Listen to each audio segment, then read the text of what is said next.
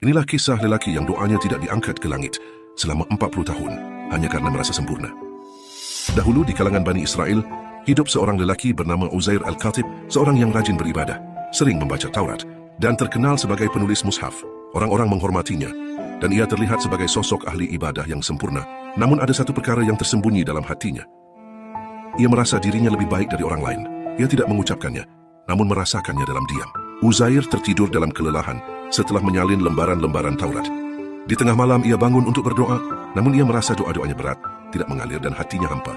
Beberapa malam berlalu, ia tetap berdoa tetapi tidak ada ketenangan. Hingga akhirnya ia bermimpi melihat malaikat berdiri di pintu rumahnya. Malaikat itu berkata, "Wahai Uzair, sudah 40 tahun doamu tidak naik kepada Allah." Uzair terkejut. 40 tahun? Apakah aku telah meninggalkan ibadah? Malaikat menjawab, "Engkau tidak meninggalkan ibadah, tetapi engkau meninggalkan kerendahan hati." Kemudian malaikat itu menghilang meninggalkan Uzair dalam keguncangan. Keesokan harinya, Uzair pergi menemui salah seorang ulama besar kaumnya. Ia menceritakan mimpinya.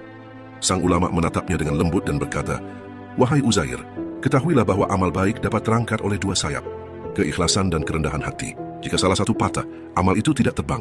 Engkau membaca Taurat dengan baik, tetapi engkau merasa bahwa engkau lebih baik dari orang lain. Itulah yang menahan doamu." Kalimat itu menghantam dadanya seperti batu besar. Uzair menutup pintu rumahnya dan tidak keluar selama 10 hari. Ia menangis beristighfar dan merendahkan dirinya.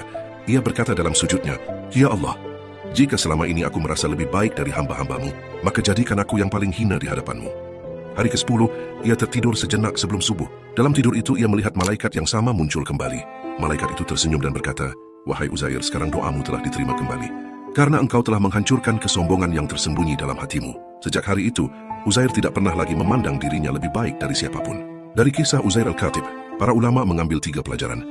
Amal baik tanpa tawadu, seperti burung tanpa sayap, tidak terbang ke langit. Kesombongan hati lebih berbahaya daripada dosa yang tampak oleh manusia.